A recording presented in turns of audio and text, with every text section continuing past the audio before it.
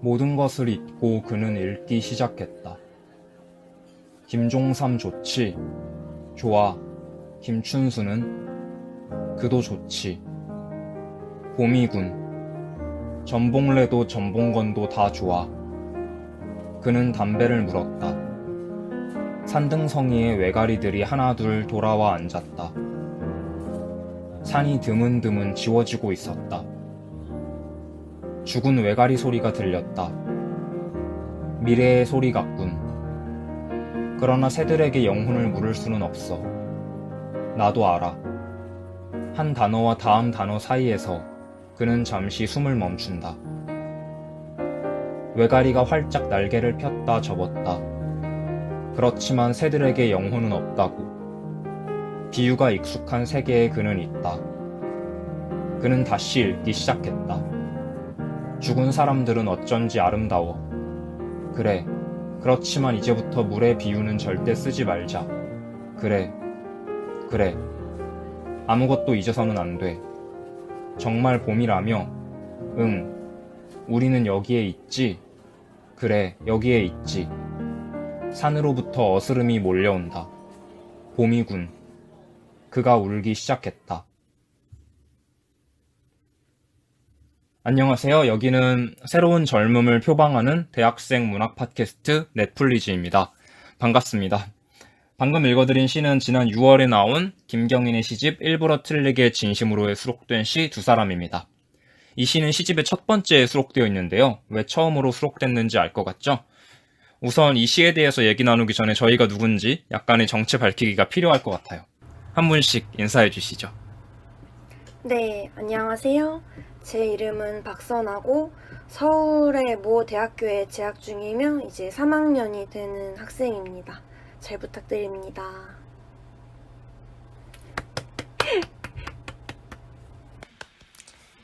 안녕하세요, 청취자 여러분. 저는 양소윤이고요.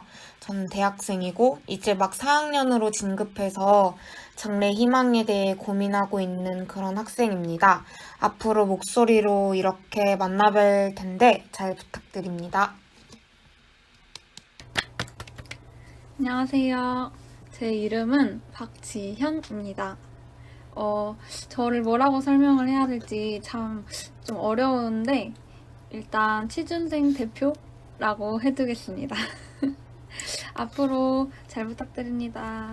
네, 잘 부탁드립니다.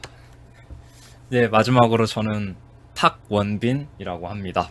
다시 한번 반갑고요. 본격적으로 들어가기 전에 그럼 누가 넷플리즈라는 채널명에 대해서도 간단하게 소개를 해줬으면 좋겠는데요. 선아님께 부탁을 드려볼까요? 네, 저희 채널명은 넷플리즈인데요. 일단 저희 구성원이 4명이기 때문에 넷이라고 앞에 붙였고 뒤에 플리즈가 붙은 이유는 이제 플리즈는 뭐 영어로 제발 부탁이야 라는 뜻도 있지만 무언가를 기쁘게 만들다 라는 뜻도 가지고 있어서 저희 이렇게 4명이서 함께 많은 사람들을 기쁘게 만들 수 있는 라디오를 만들어 나가고자 하는 의미에서 넷플리즈라고 이름을 붙여보았습니다. 네. 그 중에서 여러분은 지금 비포 포에트리 코너를 듣고 계십니다.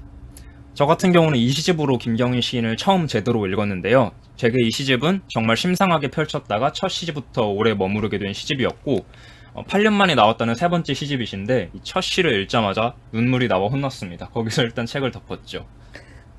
그 다음에 안 펼쳐보신 거 아니에요? 물론 그런 책도 많죠. 이건 그렇지 않았고요. 저희가 뭐 비포 포에트리에서 시를 해석하는 것까지는 앞으로 하지는 않을 거고 김원 시인이 시는 이별에 대해서, 고독에 대해서, 사랑에 대해서 말하지 않는다. 시는 그것들 자체다라고 적은 문장이 있는데 저는 이 시를 보면서 바로 그 말이 생생하게 떠오르더라고요.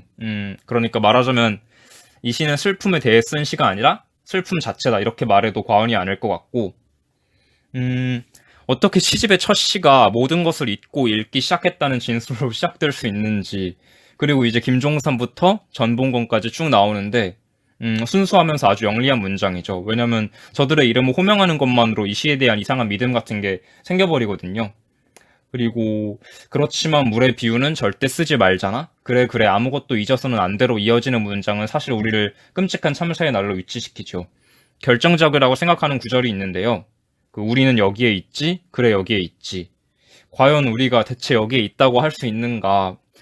저는 기교 부리는 시를 경멸하진 않지만 그런 기교가 어떤 새로운 인식이나 빛나는 감흥을 주지 못한 채 처절히 던져져 있을 때 마음이 싹 굳는데, 그런 맥락에서 그냥 너무 담백하게 우리는 여기에 있지라는 꾸밈없는 새 어절로 마지막 문장, 그가 울기 시작했다까지 절절히 수긍케 한다는 건 제가 감히 평가하는 건 아니지만 정말이지 여기에 있는 시인이다, 이런 생각이 들었어요.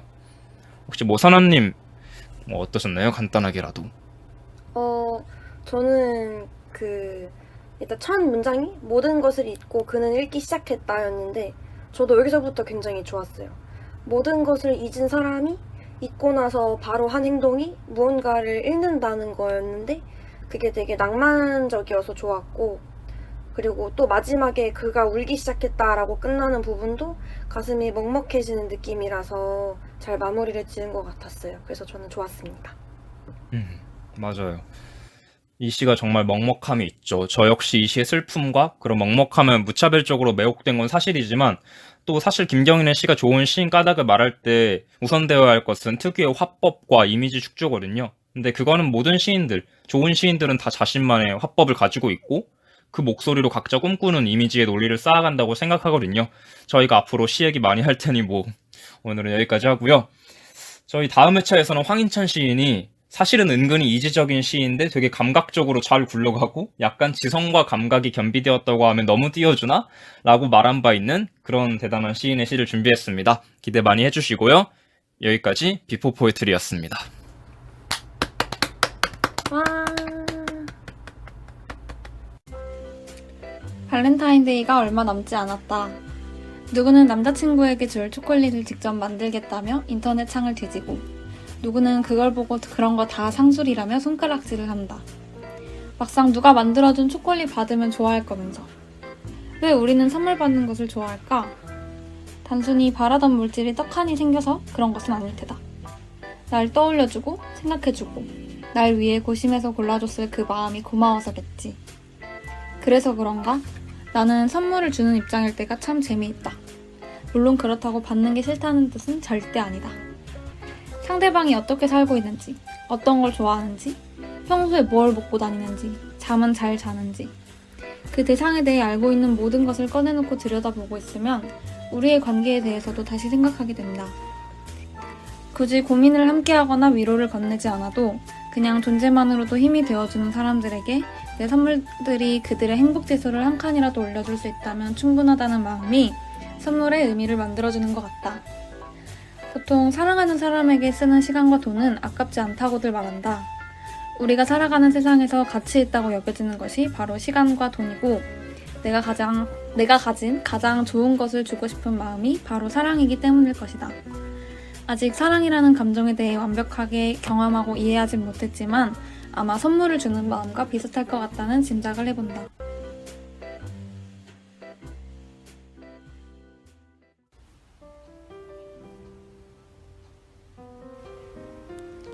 킨더조이. 뽑으면 뿌리까지 까말까?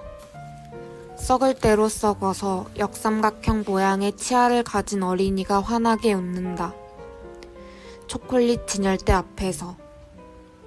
너는 알 모양으로 포장된 초콜릿을 귓가에 가져다가 흔든다. 눈을 감고는 이걸 거야. 알을 열면 손가락 2마디만한 플라스틱 장난감 나오겠지. 너는 그 중에서도 무엇을 찾으려고 쥐고 흔들고 구별하고 예감하는 걸까? 너 이제 새로운 일 나니까 양치 잘해야 해. 부모가 어린이에게 부지런을 당부한다. 한번 죽어보고 태어나면 더 잘 살아볼 수 있을까? 썩은 곳도 없이 희게 부지런히 자라볼 수 있을까? 눈을 감고 핸드벨을 울린다. 빈 모금함 앞에서 추에 달린 구원이 짤랑인다. 감긴 눈꺼풀 안에서 눈동자를 굴린다. 아무거나 쥐고 흔드는 버릇이 익숙하다. 치과 의사가 사랑니 발치를 권한다. 칫솔질이 거기까지 잘 안 닿아서 쉽게 썩어요. 거울 안에서 돋보이는 양끝 충치. 입꼬리를 늘려야만 볼 수 있지. 사랑니 뽑은 자리엔 무엇이 자랄까요?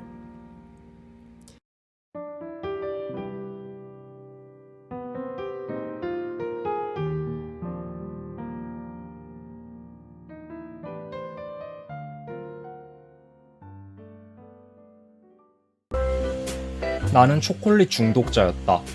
중독의 사전적인 의미를 따랐을 때, 그러니까 나는 초콜릿에 의해 생체적 기능의 장애를 입었거나 그것 없이는 견디지 못하는 병적 상태에 빠져 있었다는 말이니 나는 초콜릿 중독자가 맞았다. 미취학 아동 때부터 초콜릿과 토마토 주스를 달고 살아서 치과를 제 집처럼 드나들었다. 돌이켜보면 할아버지는 심한 알코올 의존증이셨고 사랑하는 아빠도 그 길을 밟고 있으며 동시에 담배 중독이시다. 니코틴 중독이라고 해야 하나? 아빠는 중학생 때부터 40년 가까이 담배를 피우셨다. 그 정도면 중독을 넘어서 장인 아닌가? 또 나는 남고를 나와 많은 게임 중독자 친구들을 알고 있고 헬스 중독 친구도 여럿 있으며 입버릇처럼 다이어트를 되새기는 입다이어트 중독자도 가까이에 있다. 심지어 내가 좋아하는 모 서평가는 복권 중독처럼 보인다. 이렇게 쭉 생각을 이어나가다 보면 무엇 하나에 중독되어 있지 않은 사람이 있나 싶은 것이다. 그리고 중독이 정말 그렇게 나쁜 것인가 하는 생각도 동시에. 물론 의학적인 문제를 일으키는 것은 논외로 두고.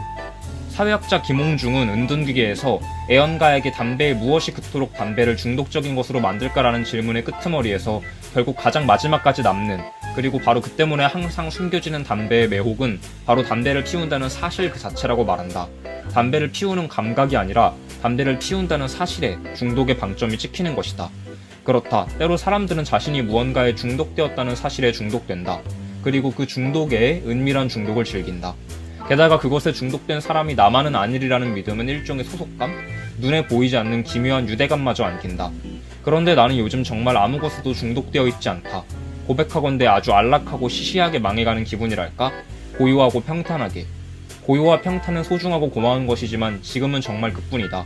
그래서인지 나는 요즘 즐겁게 중독될 수 있는 일을 찾고 있다. 작년 한 해는 많은 것이 위축될 수밖에 없었다. 변화 없이 제자리에서 맴도는 기분? 말하자면 이제는 그런 막연한 우울에서 벗어나 깊고 넓게 중독되고 싶달까? 사실 아무리 마음을 굳게 먹은들 당장에 바뀌는 건 많지 않을 것이다. 내가 사랑에 맞이하나온 수많은 중독자들이 그리 해왔던 것처럼 나 역시 자책과 다짐, 회한과 무력의 무한 루프에서 오래도록 버둥거릴 게 분명하다. 버둥거리기 전에 빈둥거릴 게 분명하고. 그러나 나는 내일의 내가, 다음 달의 내가, 내년의 내가 무언가에 진심으로 중독되어 있길 바란다. 이걸 쓰면서 깐 초콜릿이 어느새 수북하다. 번역가 김명남은 작년 화제의 에세이 명랑한 은둔자를 번역하면서 그간 저자 캐롤라인 랩의 키워드가 중독인 줄로만 알았는데 사실은 변화였다는 깨달음을 밝힌다. 애초에 중독과 변화는 멀리 떨어져 있는 말이 아닐지도 모른다. 이제는 당신의 중독담을 듣고 싶다.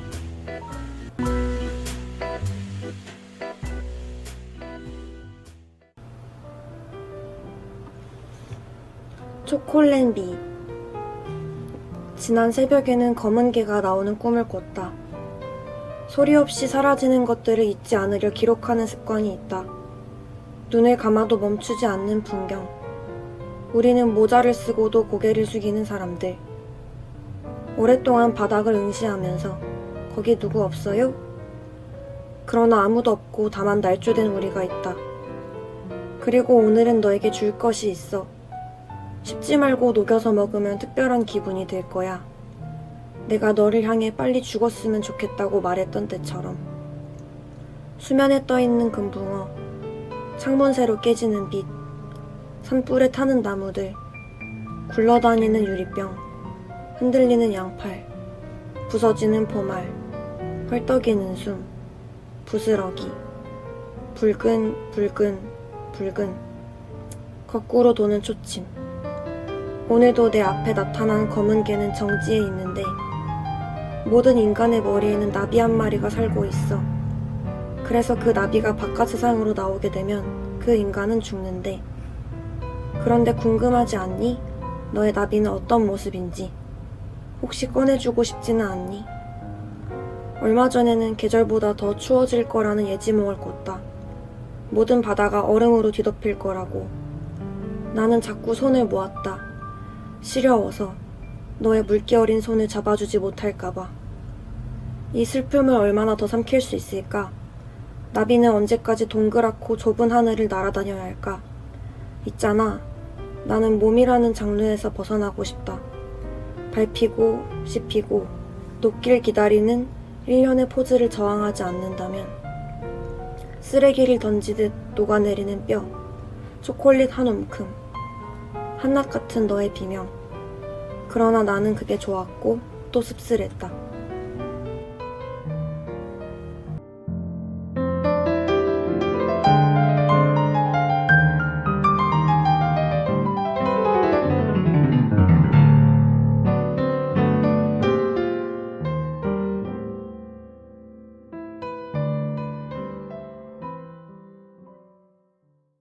네, 다들 너무 좋은 글들을 써주셨어요. 제가 이번 회차 주제인 초콜릿과 발렌타인데이에 대한 글을 써달라고 했는데 정말 감사하게도 너무 좋은 글들이 많았던 것 같습니다. 특히 저는 선아님 시를 굉장히 재밌게 읽었는데 궁금한 게 하나 있는데 혹시 선아님은 기억에 남는 꿈이 있으신가요? 네.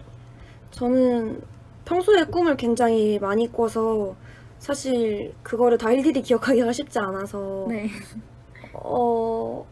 엄청 기억에 남는 건 없는데 근데 굳이 또 아직까지 생각이 나는 그런 꿈이 있다면은 제가 헝거 게임을 굉장히 좋아하는데 네. 그 헝거 게임 세계관에 들어가서 이제 막 약간 주인공처럼 활약을 했던 꿈이 있는데 그게 가장 기억에 남는 것 같아요. 오, 되게 재밌었겠다. 그쵸? 네. 네, 제가 좋아하는 그런- 세계관이라서. 그쵸. 그런 자기가 그런 세계관 속에 들어가는 꿈 굉장히 재밌을 것 같아요. 뭐 해리포터 좋아하시는 분들은 그런 데 들어가면 마음대로 마법 부릴 수 있고 그렇잖아요. 또 다른 분들은 선아님 커버 스토리 어떻게 들으셨는지 궁금해요. 혹시 소윤님은 어떠셨나요? 나는 몸이라는 장르에서 벗어나고 싶다. 라는 문장이 시를 읽고 나서 잔상처럼 기억에 남는 문장이었는데, 몸이라는 곳에서 벗어나고 싶다는 문장처럼 영혼과 몸이 분리되어 있다고 생각하시나요? 그 질문에 대해서 저는 일단 하나라고 생각이 돼요. 왜냐하면은 분리해서 보기가 힘들 것 같은 게 영혼이랑 몸도 어차피 죽으면 한꺼번에 다 사라지는 거고 이 두 개를 분리할 수가 없다고 생각해요. 그래서. 네. 맞아요. 그쵸? 참 영혼이랑 그런 육체에 관해서 많은 뭐 미디어들이나 뭐 그런 작품들이 많잖아요. 선우님의 생각도 굉장히 재밌었습니다. 네. 네, 선우님. 지연님께서는 선물을 주는 입장일 때 재밌다고 하셨는데, 상대방에게 선물했던 것 중에 가장 기억에 남는 선물이 있을까요? 네네. 아, 남에게 주었던 선물들이요? 많은 선물들이 있지만, 그 중에서 생각을 해보자면, 제 친구 중에서 약간 그런, 저도 그렇고, 제 친구들도 그렇고, 대부분 불면증을 앓는 친구들이 많아요. 밤에, 특히 야행성 친구들이 많아가지고, 새벽에 연락하면, 연락 그렇게 잘 받지만, 낮에 연락하면 절대 카톡을 보지 않는 그런 친구들이 많은데, 저도 그 중에 하나고요. 그래서 잠에 대한 대화를 많이 하는 것 같아요.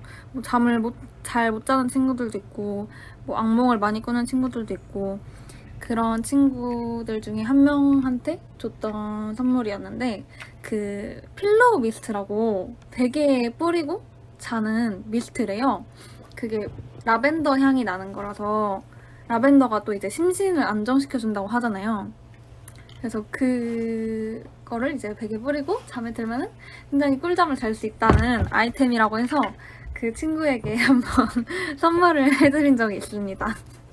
그 친구가 굉장히 네, 감사히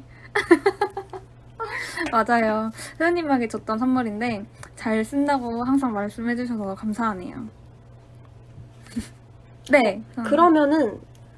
그러면은 반대로 이제 보통 선물을 주는 입장일 때 좋다고 네네. 하셨는데 이제 선물을 받았을 때 혹시 가장 약간 인상에 남았던 선물이 있다면? 인상에 남았던 선물. 굉장히 많은데, 약간 저는 중학교 때가 생각이 나네요. 중학교 때, 아실지 모르겠지만, 과자 박스라는 거를 선물로 주는 거에 유행을 했었어요. 큰 과자 박스에 엄청 과자를 까득까득 담아가지고 생일날인 친구에게 주면은 약간 그 양이 많을수록 어깨가 이렇게 올라가는 그런 게 있었단 말이에요. 근데, 그때 당시에 저랑 단둘이 이렇게 단짝으로 다니던 그런 친구가 저에게 준 선물인데, 이제 너무 단둘이 다니다 보니까 별명이 오이와 감자였거든요. 그 친구는 약간 얼굴이 조금 긴 편이고, 저는 이제 좀 동글동글한 편이다 보니까 오이와 감자로 불리곤 했었죠. 그래서 그때 제가 그 친구 생일날 오이 박스를 어떻게 구해가지고 거기다가 이제 과자 박스를 만들어서 주고, 그 다음에 제 생일날은 그 친구도 이제 어디서 감자 박스를 구해와가지고 거기다가 만들어 주신 거예요. 그래서 굉장히 그게 아직도 생각이 나네요. 그걸 집에 가지고 갈 때 굉장히 힘들었어요. 좀 창피하잖아요, 감자 박스라는 게. 그쵸. 그랬던 기억이 납니다. 네. 그럼 네. 제가 또 진행을 해보도록 하겠습니다. 혹시 원빈님 커버 스토리는 또 어떻게 읽었는지 궁금해요, 다들. 그 원빈님은 이제 약간 중독에 대해서 쓰셨잖아요. 네네. 근데 이제 원빈님이 올해는 뭔가 새로운 것에 좀 중독이 되는 그런 한 해가 됐으면 좋겠다고 하셨는데, 만약에 좀 희망하시는 중독 사항이 있다면? 중독 희망 사항. 네. 중독 희망 사항이라고 하니까 말이 되게 이상한데, 저는 이제 올해는 한 번쯤 꿈은 크게 가져야 되잖아요. 운동에 네, 그쵸. 중독되면 어떨까 하고 오. 매일 스쿼트와 푸시업을 시도 중인데 중독될 것 같진 않네요. 운동 중독이 참 좋은 거죠. 네, 괜찮죠? 건강을 위해선. 화이팅입니다. 그리고 또 스쿼트가 굉장히 좋은 운동이라고 하잖아요. 맞아요. 원빈님 또 꼭 올해는 성공하셨으면 좋겠습니다. 중독이 되시길 바랄게요. 아, 감사합니다. 화이팅! 마지막으로 소윤님 커버 스토리는 어떻게 들으셨는지 다들 궁금해요. 사랑니 굉장히 인상 깊게 읽었는데, 제가 알기로는 이제 원빈님이 사랑니를 곧 뽑아야 된다고 알고 있거든요. 네, 맞습니다. 제가 먼저 말하자면 궁금합니다. 네. 지금 계속 미루고 있고요. 네. 이제 소유님 시를 보면 이제 마지막에 굉장히 인상 깊게 강렬하게 의사 선생님이 이제 그렇게 끝나게 되는데, 혹시 세 분은 사랑니 발치하신 경험이 있으신가요? 저는 없어요. 없습니다. 아, 한 분도 없으시구나. 저는 네. 지금 애석하게도 아래 두 개가 다 매복 사랑니라 아프겠다. 고난이 예상되는데 끔찍하다. 네. 그래서 지금 미루고 있습니다. 그거 막 째가지고 해야 되는 거 아닌가요? 아우, 이게 맞아요. 칼로. 그 이 쪼개가지고. 네네. 그렇게 묘사하지 마세요. 제가 해야 되는 건데. 아예 약간 좀 알고 가는 게 그래도 아예 모르고 가는 것보다는 그쵸. 정말 생각만 해도 끔찍하네요. 아찔하네요. 네. 이제 소윤님 글을 보면은 그 의사 선생님에게 치료를 받는 이제 이가 보면 단 거를 많이 먹어서 약간 뭐 좀 약간 사랑니 안쪽? 뭐 하여튼 그쪽이 썩은 거라고 하셨는데, 혹시 소윤님도 약간 단 거를 많이 먹어서 충치가 나신 적이 있으신지? 네. 네네. 저는 젤리, 사탕, 초콜릿 다 좋아하고요. 네. 또 요즘에는 스테비아 토망고라고 네. 되게 달콤한 과일에 중독되어 있는데, 여러분들도 한번 드셔보셨으면 좋겠습니다.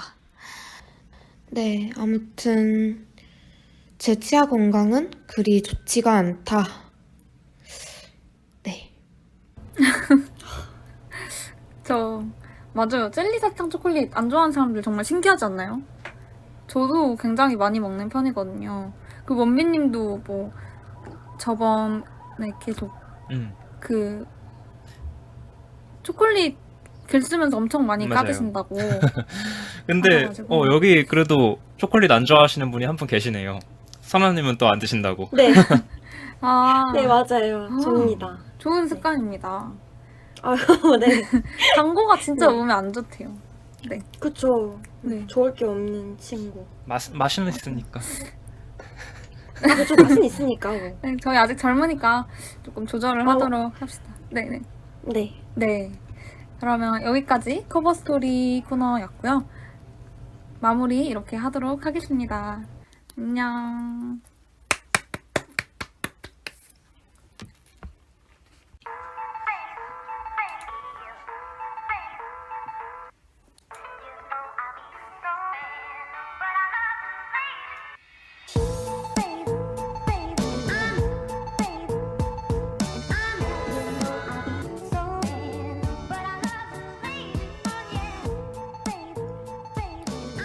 안녕하세요. 리뷰하는 코너 뾰뾰의 진행을 맡은 양소윤입니다. 뾰뾰 코너는 두 사람이 돌아가며 영화와 문학, 그리고 음악 앨범을 소개하고 또 리뷰하는 코너인데요. 이번 회차에서는 선아님과 지연님께서 리뷰를 해주실 거예요. 오늘의 주제이기도 하고 곧 있으면 다가올 밸런타인데이에 맞추어 두 분께서 어떤 달콤한 리뷰를 해주실지 기대가 됩니다. 먼저 지연님께서는 어떤 작품을 리뷰해 주실 건가요? 저는 발렌타인데이와 관련해서 어떤 걸 리뷰해볼까 하다가 초콜릿같이 달달한 목소리를 가진 가수의 노래를 하나 소개해드리려고 가져왔습니다. 바로 스테파니 도어티의 I love you 3000입니다. 3000만큼 사랑해. 좀 신선한 사랑 표현인데 이게 영화 어벤져스 엔드게임에 나온 대사라고 하더라고요. 여러분 혹시 어벤져스 좋아하시나요? 딱 한 편 맞습니다. 엔드게임. 아, 그렇군요. 다른 네. 분들은요? 근데 저희 이거 방송 나가면은 마블 팬들에게 돌맞는 아, 거 아닌가요? 그러니까요. 아이, 괜찮습니다. 취향 존중. 공교롭게도 저희 4명 다 어벤져스를 이제 안 보는 분들이라서 참 원망의 소리가 여기까지 들려오네요. 또 좋아하시는 분들은 엄청 좋아하시잖아요. 그쵸. 네. 그치만 저희처럼 이제 영화를 안 보신 분들도 있기 때문에 이 대사가 나온 배경을 제가 한번 설명을 해보자면 아이언맨의 딸 모건이 잠들기 전에 아이언맨에게 한 말이 바로 3000만큼 사랑해 였다고 해요. 본인이 아는 가장 큰 숫자가 3000이었기 때문에 할 수 있는 가장 큰 사랑 표현을 한 거였죠. 그리고 영화 후반부에서 아이언맨이 죽기 전에 모건에게 남기는 마지막 인사로 이제 영상에서 딸에게 똑같이 3000만큼 사랑해 라고 말을 하면서 굉장히 감동적인 장면 속 대사로 남게 됐습니다. 이 명대사를 가져와서 만든 노래가 바로 I love you 3000예요. 근데 또 영화와는 다르게 이 노래 가사의 전체적인 내용은 청혼을 기다리는 사람이 그걸 모르는 척 하면서 약간 빨리 청혼해봐 라고 생각하는 속마음을 그렇게 이야기를 하는 노래예요. 노래의 가장 큰 주제가 청혼인데 이 노래를 부른 가수 스테파니가 무려 2000년생이거든요. 아, 물론 사랑에는 나이가 없다지만 이제 막 20살 그쯤 된 친구가 이런 노래를 부르니까 좀 더 풋풋하고 너무 귀엽게 느껴지는 것 같아요. 가사를 하나하나 뜯어보면 안 귀여운 구석이 없습니다. 그러면 가사를 한번 같이 보면서 이야기를 나눠볼까요? 1절 초반에 보면 상대방이 헐크 옷을 입고 저기 멀리 서 있었나 봐요. 그걸 보고 이 화자는 그냥 머릿속에 반지가 어디 있지? Where's the ring? 하면서 그 생각밖에 안 들었대요. 보통 연인이 헐크 옷을 입고 나타났다고 생각을 해보면 갑자기 무슨 헐크 옷? 이런 생각이 들지 않나요? 근데 이제 이 화자 머릿속에는 청혼 생각밖에 없는 거죠. 근데 또 이상한 게 이 상대방이 청혼할 것을 어떻게 미리 알고 있었냐 하면 그 다다음 파트를 보면 나옵니다. 친구들이 말해줬다는 거예요. 무릎을 꿇을 거라고. 이거 너무 귀엽지 않나요? 보통 친구들이 청혼할 걸 미리 알고 있나요? 이 부분이 뭔가 이 하자가 까르까르거리면서 친구들하고 이야기 나눴을 장면이 상상돼서 너무 귀엽더라고요. 근데 이제 또 그 다음 부분은 격이 없습니다. 이미 이제 이렇게 화자는 청혼을 받을 걸 이미 알고 있잖아요. 근데 가사에서는 그래도 본인을 서프라이즈 해달라. 내가 고백할 때 내가 눈치 못 채게 해달라고 합니다. 근데 2절로 넘어가면 상대방이 청혼하기 전에 본인이 먼저 대답을 해버렸대요. 그러니까 이미 하자는 상대방이랑 결혼하고 싶어 죽겠고 막 마음속 상상 속으로 이미 결혼식까지 다 마쳤지만 그래도 청혼받을 때만큼은 놀라고 싶다. 뭐 이런 마음인 거죠. 너무 귀엽죠? 이 마음을 코러스에서는 또 솔직하게 말을 해줘요. 뭐 네가 내 남편이 되길 원하고 난 널 3천만큼 사랑하고 넌 내 아이언맨이고 아주 달달합니다.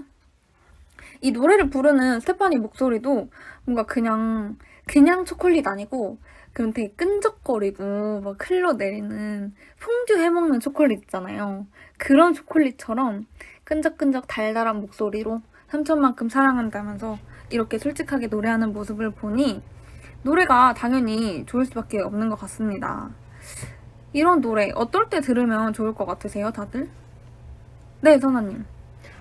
약간 저는 사랑뽕, 커플뽕, 연인이랑 안 싸우고 한창 네네. 달달할 때 이제 무선 말고 무조건 유선으로 유선 오. 이어폰으로 이제 둘이 같이 끼고 있는데 그 줄이 약간 살짝 팽팽해짐을 느끼면서 그런 풋풋한 사이일 때 듣기 좋지 않을까라는 그런 생각이 들더라고요. 네. 네네. 또는 오래된 커플들이 권태기를 겪을 때 이 노래를 들으면서 아, 우리가 한때는 이 노래 가사처럼 정말 사랑했었지 하면서 그 시간들을 떠올릴 수 있을 것 같기도 하고 또 정말 마지막으로는 시험 기간에 공부에 집중이 잘 안 될 때 좀 사람 많은 카페, 약간 프랜차이즈 카페, 뭐 스타벅스 그런 곳에 가서 노이즈 캔슬링이 잘 되는 헤드셋으로 이 노래 들으면서 공부를 하면 뭔가 흥이 나면서도 집중이 잘 될 것 같은 느낌이에요. 오, 좋은 답변이네요. 그 무선 말고 유선 이어폰에 대한 또 낭만이 생겨버리는 것 같아요. 사람들이 다 무선을 쓰고 다니니까. 그쵸? 그게 너무 신기하지 않나요? 이게 희소성에 하지- 대한. 네, 네네. 좀 하지 말라면 하고 싶어지는 느낌. 맞아요. 희소성에 대한 그런 게 생기나 봐요. 소연님은 혹시 어떠세요? 저는 짝사랑 할 때 많이 들을 것 같은데요. 막상 저는 머뭇거리면서 상대방이 다가와 주길 바라며 들을 것 같아요. 그리고 또 사랑하는 사람에게 연애 편지를 쓸 때 분위기를 잡으면서 들을 것 같습니다. 편지 쓸 때. 로맨틱하다. 그러니까요. 굉장히 좋은 답변 감사합니다. 저는 이렇게 듣다 보니까 뭔가 겨울 밤에 핫초코 같은 거 따뜻하게 해가지고 이제 노란 조명 딱 켜놓고 후루룩 마시면서 이불 덮어놓고 그렇게 듣고 싶은 노래인 것 같아요. 모두들 이 노래 속 화자처럼 본인의 감정에 더 솔직한 사람이 됐으면 하는 바람이 생기네요. 이상 I Love It 3000 리뷰였습니다. 네, 스테파니 포에트리의 I Love You 3000 3천만큼 잘 들었고요. 그러면 이제 선아님께서는 어떤 작품을 리뷰해 주실 건가요? 네, 제가 오늘 리뷰할 작품은 구병모 작가님의 위저드 베이커리입니다. 굉장히 유명한데요. 창비 청소년 문학상을 수상하며 많은 곳에서 주목을 받은 성장소설입니다. 제가 오늘 이 작품을 선정한 이유는 발렌타인데이를 맞이하여 달달한 주전부리들이 이 소설 속에서 등장하기도 하고 또 제가 가장 좋아하는 소설가님의 책을 함께 리뷰해보고 싶었습니다. 또 특이하게도 게임처럼 엔딩 분기점이 나뉘는데 이 부분은 좀 이따가 얘기하고 우선 대략적인 줄거리를 말해볼까요? 주인공은 말을 더듬는 소년입니다. 어렸을 때 소년의 엄마는 그를 버리고 떠났고 아버지의 재혼으로 새 어머니와 무희라는 이름의 여동생과 함께 살게 됩니다. 아버지는 가정을 전혀 돌보지 않았고 애초에 소년의 엄마가 떠나간 것을 생각하면 충분히 그럴만하지만 하여튼 아버지는 그런 가부장적인 사람이었고 새 어머니는 처음에는 이제 주인공인 소년에게 잘해주다가 갈수록 소년을 무시하는 듯한 모습을 보여줍니다.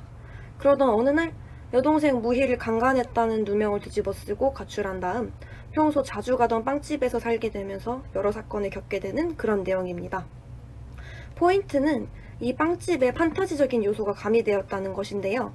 위저드 베이커리에는 마법의 효과가 부여된 다양한 디저트들이 등장합니다.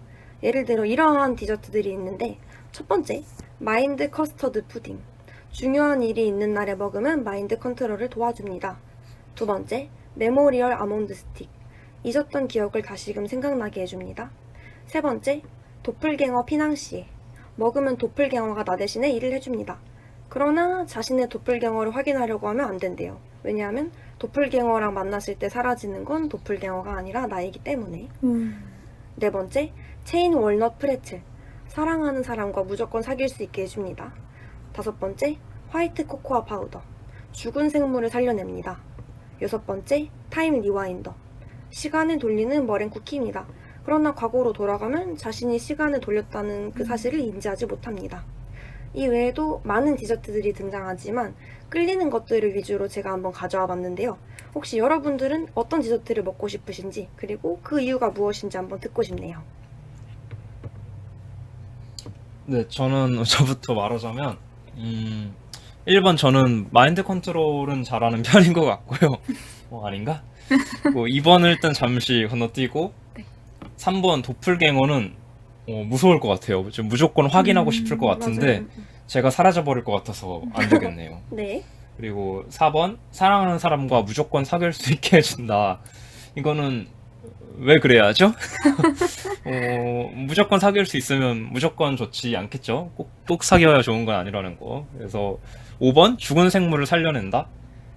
생물에 인간도 포함되는 건지 모르겠지만, 반려동물 키우는 분들에겐 굉장히 솔깃할 능력 같네요. 네. 근데 저는 아직 딱히 살리고픈 건 없어서, 그리고 무엇보다 이런 능력을 인간이 소지하게 되면, 굉장히 위험할 것 같아요. 신이 막 나에게 도전하는 건가, 인간이요, 그러면서.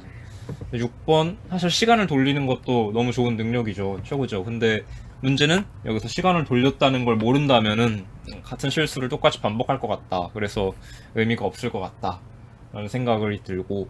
그래서 다시 2번. 저라면 까먹은 기억 되돌려주기. 이게 제게 지금 가장 필요한 것 같아요. 가끔씩 뭘 쓰거나 이럴 때도 기억하고 싶은데 전혀 떠오를 기미가 안 보이는 그런 장면이나 사건이 있으면 되게 막 절실해지거든요. 그래서 2번 능력이 있다면은 종종 유용하게 쓸 수 있지 않을까? 안전하게? 생각합니다. 맞아요. 저도 2번이 제일 탐나는 것 같아요. 메모리얼 아몬드 스틱.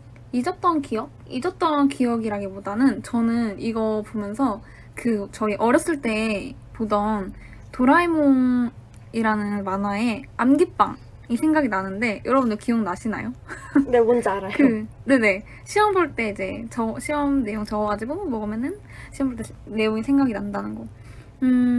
이런 경험이 많았어가지고 조금 갖고 싶고, 그리고 마지막으로 아까 처음에 밝혔듯이 이 책은 특이하게도 엔딩이 두 개로 나뉘어집니다. 후반부에 가면 무희의 강간범은 사실 소년의 아버지였던 사실이 밝혀지게 됩니다. 자신의 아버지가 무희를 강간하는 모습을 목격하게 된 주인공. 혼란에 빠져서 이도저도 못하고 있는 사이에 그 모습을 딱 새어머니가 보게 됩니다. 이제 새어머니는 충분히 딱 오해하기 좋은 상황인 거죠. 아버지와 소년이 함께 강간을 한 줄 알고 정확히는 눈썹 칼을 들고 달려오는데, 이때 주인공은 타임 리와인더를 먹고 시간을 돌릴지 말지를 결정하게 됩니다. 타임 리와인더를 사용하면 과거로 돌아갈 수 있지만 똑같이 반복될 수도 있습니다. 또한 타임 리와인더는 정확히는 시간을 되감고 인연과 관련된 일을 바꿀 수는 있지만 생사를 가르는 운명을 바꿀 수 없다고 합니다. 만약에 그 눈썹 칼 때문에 소년의 생명에 좀 지장이 가거나 그런 사건이 발생하게 되면 그런 운명을 바꿀 수 없다는 것이죠. 여러분들이라면 혹시 여기서 어떤 선택을 하시겠어요? 똑같이 반복될 수도 있다는 저 말이 계속 눈에 밟히는데, 오히려 진짜 이 한번 겪은 끔찍한 일을 다시 한번 겪을 수도 있다는 가능성은, 너무 참혹한 일인 것 같아서, 게다가 생사를 가르는 운명은 바꿀 수 없다 한다면, 저라면 굳이 돌아가야 할 이유는 없지 않을까. 지금 여기 상황에서, 어떻게 조금 더 활로를 찾지 않을까? 그렇게 생각합니다. 네, 저도 원빈님 생각에 동의를 합니다. 시간을 되돌린다고 해서 기억은 잊어버리는 거잖아요. 그렇게 그쵸? 되면은 그 경험을 지금까지 살았던 경험을 가지고 그 선택을 했을 텐데 또 똑같이 돌아간다면 그 똑같은 경험을 한 나는 바뀌지 않는 거잖아요. 그래서 어차피 또 똑같은 선택을 할 것 같아요. 그래서 저는 안 먹겠습니다.